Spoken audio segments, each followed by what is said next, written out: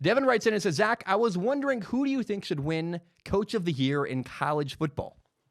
Most people will say either PJ Fleck from Minnesota, Ed Orgeron from LSU, or Ryan Day from Ohio State. Now, as a Louisville fan and native, I have a bias, but I believe it should be Louisville's first-year head coach, Scott Satterfield. Now, I restructured the next part of the question, but this is the gist of what Devin wrote in. He said, Scott Satterfield took a team that was 2-10 last year. The 2 wins were against FCS, Indiana State, and mid-major Western Kentucky. And the team had also quit on former coach Bobby Petrino. Scott Satterfield took that bad team, and this year they went 7-5 and finished second in the Atlantic Division in the AAC. They even beat a ranked Wake Forest team on the road and a Coastal Division champion, Virginia, at home. Some big wins. They're 7-5. They were awful last year. That's a good story. I didn't actually know anything about Scott Satterfield until I got this message, and I looked up. I was like, wow, that's really impressive what Scott Satterfield did at Louisville.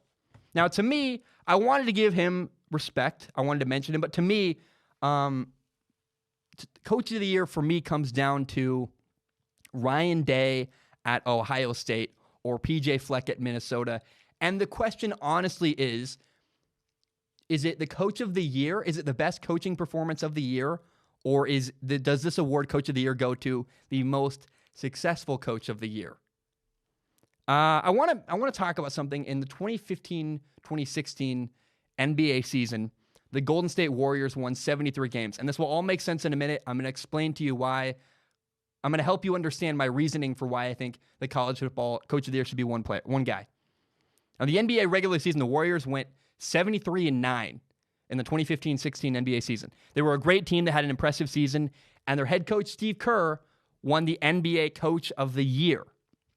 Now, the next year, the following year, the Warriors added Kevin Durant. They had 4 All-Stars now on their team. They had Kevin Durant, Steph Curry, Klay Thompson, and Draymond Green.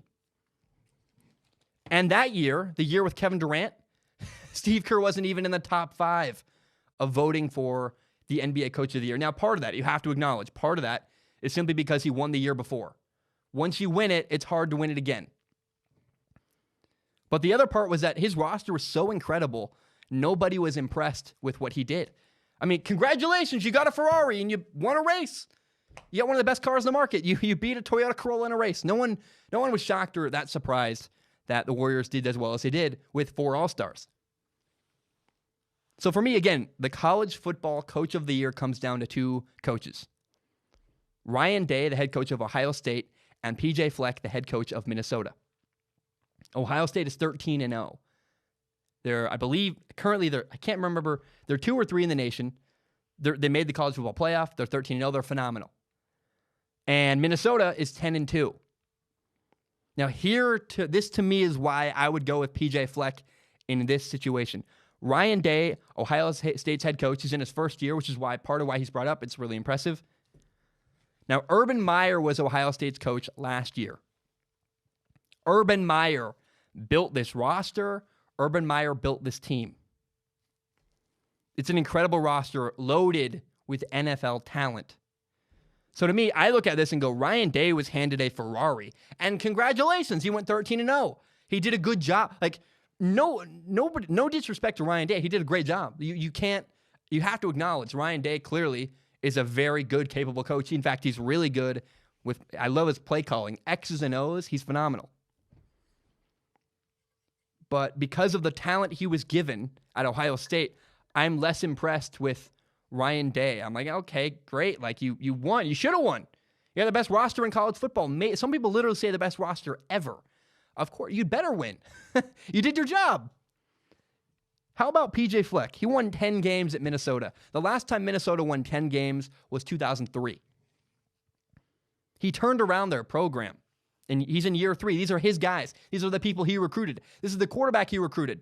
These are the people that PJ Fleck chose to build a program with. His culture, I think, deserves recognition for what he's built at Minnesota. If you ask me, he exceeded expectations at Minnesota. He got a New Year's Bowl. They're playing on New Year's Day, the Outback Bowl. They're playing against Auburn. That's awesome. Minnesota, to me, deserves respect, and I think he's the Coach of the Year because what's a more impressive coaching job? Dominating with an incredible roster, which you should, or taking Minnesota, a traditionally mediocre program, and getting them to 10 wins in a New Year's Day bowl. PJ Fleck, what he's done at Minnesota is more impressive of a coaching job to me than what Ryan Day has done at Ohio State. No disrespect to Ryan Day, no disrespect to Ohio State. I'm just more impressed, and my coach of the year is PJ Fleck at Minnesota.